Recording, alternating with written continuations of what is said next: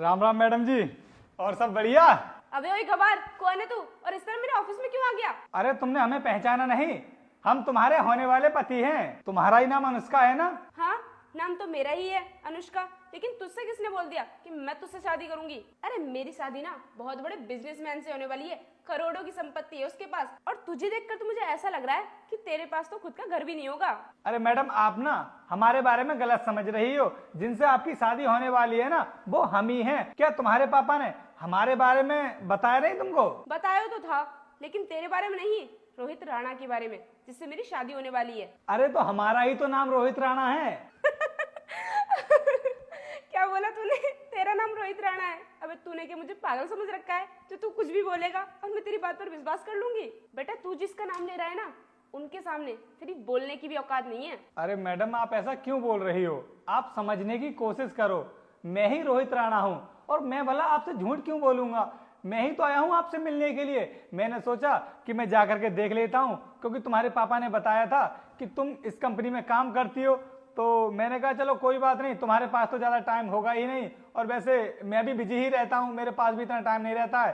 तो सोचा कि थोड़ा बहुत टाइम निकाल करके चला जाता हूँ, क्योंकि अब शादी इंसान की एक ही बार तो होती है, बार बार थोड़ी ना होती है। अब शादी के लिए तो टाइम निकालना ही पड़ेगा। अच्छा, तो तू अपनी लाइफ में बहुत बिजी रहता है। बेटा, खेती बाड़ी में काम करने को ना बिजी रहना नहीं बोलते, मजदूरी करना बोलते हैं, जो कि तू करता है। वैसे कितने पैसे मिलते हैं एक दिन के? यही कोई 300-400 रुपए मिलते होंगे मजदूरी के।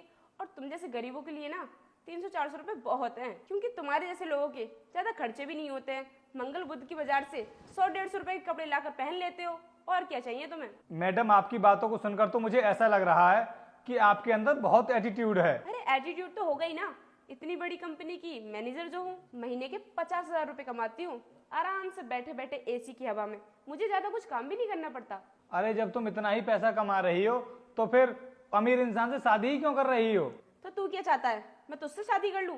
बेटा, तुझे अभी पता नहीं है, जिससे मैं शादी कर रही हूँ ना, उसके पास बहुत पैसा है। मुझे ये जॉब करने की भी जरूरत नहीं पड़ेगी, आराम से पूरी जिंदगी बैठ कर खाऊंगी। तुम्हारी बातों को सुनकर तो मुझे ऐसा लग रहा है कि तुम उस इंसान से सिर्फ पैसों के लिए ही शादी करना चाहती हो। हाँ, तो इसमें गलती क्या है? मैं पैसों के लिए ही उससे शादी कर रही हूँ। ऑलरेडी बॉयफ्रेंड है मेरा, तो वो तो सिर्फ मेरा नाम का पति रहेगा, वरना मजे तो मैं अपने बॉयफ्रेंड के साथ ही करूंगी। अरे जब तुम्हें अपने पति को धोखा ही देना है, तो तुम उस बंदे से शादी ही क्यों कर रही हो? अपने बॉयफ्रेंड से ही शादी कर लो ना।